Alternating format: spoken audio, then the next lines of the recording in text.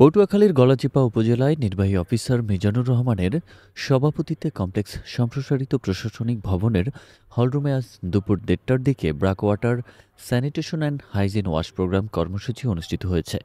কর্মসূচিতে উপজেলা পর্যায়ে সরকার নিবন্ধিত বিদ্যালয়গুলোতে নিরাপদ পানি ব্যবস্থা, ওয়াশ স্থাপনাসমূহের সঠিক ব্যবহার ও রক্ষণাবেক্ষণ এবং ছাত্রছাত্রীদের সুঅভ্যাস গঠনসহ নানা বিষয়ে আলোচনা হয়। ব্রাক ওয়াশ প্রোগ্রাম কর্মসূচি অনুষ্ঠানে কর্মকর্তারা জানান, প্রকল্পটি ২০১৪ সাল থেকে সমগ্র বাংলাদেশে পথ চলা শুরু হয়। এর ধারাবাহিকতায় পটুয়াখালী জেলায় ২০২৩ সাল থেকে ব্রাক ওয়াশ প্রোগ্রাম কর্মসূচি গ্রহণ করে।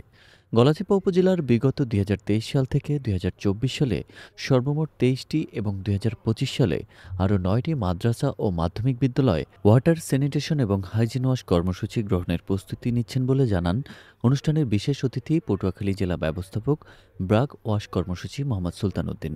এ সময় প্রধান অতিথি হিসেবে বক্তব্য রাখেন গলাচিপা উপজেলার জনস্বাস্থ্য প্রকৌশলী আব্দুর রহমান।